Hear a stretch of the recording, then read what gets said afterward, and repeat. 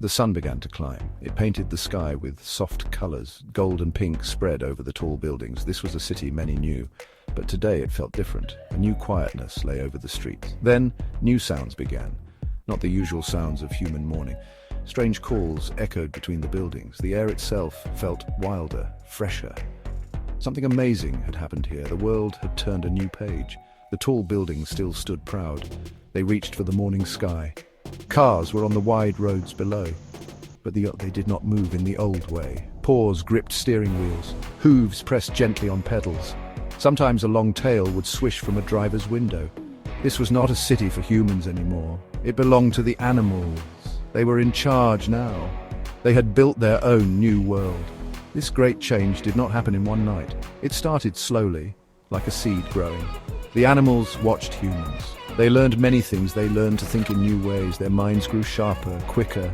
Then one day they decided it was their turn to lead. They would make the world better. They would make it fair for all creatures. It was a quiet revolution. Humans were very surprised. They had not seen this coming. They had always thought they were the smartest. Now they saw animals talking. They saw animals organizing. They saw animals building a new life. This was now a world of fur and feathers. It was a world of scales and skin. It was a world where animals made the rules. And the day was just beginning. In the Grand City Hall, a lion sat. His name was Mayor Leo. His mane was like a golden crown. He sat at a very large desk. He looked over city plans. He gave his orders with a mighty roar, but it was a kind roar. Everyone listened to Mayor Leo. He was strong. He was fair. He wanted the best for his city. He promised safety and good grass for all. Down the wide corridors, penguins hurried. They waddled with great importance. They wore small, neat bow ties. These penguins worked in the government. They made the laws. They were very serious about rules. They liked everything to be in perfect order. They would argue loudly if they disagreed. Their squawks filled the meeting rooms. But they always found a way to agree. Out on the busy streets, elephants stood tall. They were the traffic directors. They used their long, strong trunks. They pointed left, they pointed right, they guided the cars and trucks. They were very calm and patient. Their loud trumpets were the new sirens. They helped little animals cross the road safely. They kept the city moving smoothly. No traffic jams lasted long with them. These animal leaders worked very hard. They cared about their jobs. They wanted to build a good society. A society for all animals, big and small. They held big meetings under the great oak tree, or in the biggest cave in the city park. They talked about food and homes and peace. They were learning to be good leaders. They were trying their best. It was a big job. In the quiet courtrooms, dogs were the judges.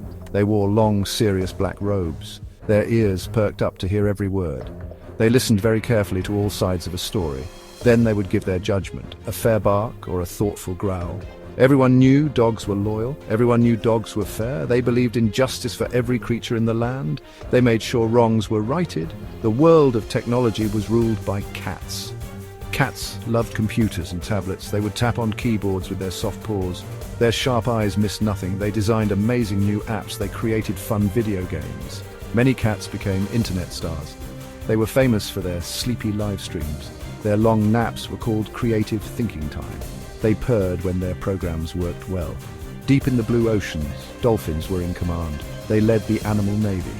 They wore smart little commander hats on their heads. They swam swiftly through the waves. They protected the coastlines. They kept the seas safe for all who swam. They talked to each other with clicks and whistles. Their messages traveled far underwater. They were clever and brave sailors. They explored new parts of the ocean. This new society was full of busy animals. Squirrels were the mail carriers. They zipped up and down trees. They delivered letters and parcels with speed. Beavers were the best builders. They repaired roads and bridges. They built strong new dams. Every animal had a special job. Every animal helped the community. The cities and towns were bustling with happy activity. It was a world built by many paws. Section 4. Wild Innovations and Wonderful Chaos. A Day in the Animal City. The best parties in town were hosted by bears, grizzly bears and black bears. They loved to have fun. Their dens were filled with music and laughter. They served delicious honey cakes and berry juice. Everyone was invited to their gatherings. They would dance under the stars. They told long, exciting stories by the warm fire. Their parties went on late into the night. They were very good at making everyone feel welcome. By the calm lake, flamingos taught yoga. They stood gracefully on one long leg. Their pink feathers shone in the sun. They helped other animals stretch their bodies. Reach for the sky, they would chirp. Their classes were very popular. It was a peaceful way to start the day. Many animals found they felt better after flamingo yoga. They learned to be calm and balanced. Breathe in, breathe out, the flamingos would say softly. Sometimes things became a little chaotic. This was part of the fun. The news was reported by monkeys. They chattered very fast into the microphones. They swung from the cameras and lights. Sometimes they got the news stories mixed up. They might report on a lost banana instead of a new law. Watching the monkey news was always an adventure. You never knew what would happen next. It was very entertaining. Giraffes had a very important job. They were the window cleaners for the tallest buildings. Their long necks were perfect for reaching high windows. They made the glass sparkle and shine. During their breaks, they would munch on leaves from high trees. Sometimes a little bird would land on their horns. They were gentle giants. They made the city look bright. They wore very, very long scarves in the winter. Section 5, Our Place in Their World, Humans in an Animal-Led Society. Humans still lived in this new world, but things were very different for them now. They were no longer the ones in charge. They had to learn to follow new rules, the rules made by the animals. For some, this was a big change. It was a strange new life. They watched the animals run the world. They wondered what their place would be. It was a time of learning for everyone. Some humans found this new world peaceful. They were happy with the change. They liked the animal leaders. They felt the world was kinder now. They learned to communicate with the animals. Some learned the quiet language of the deer.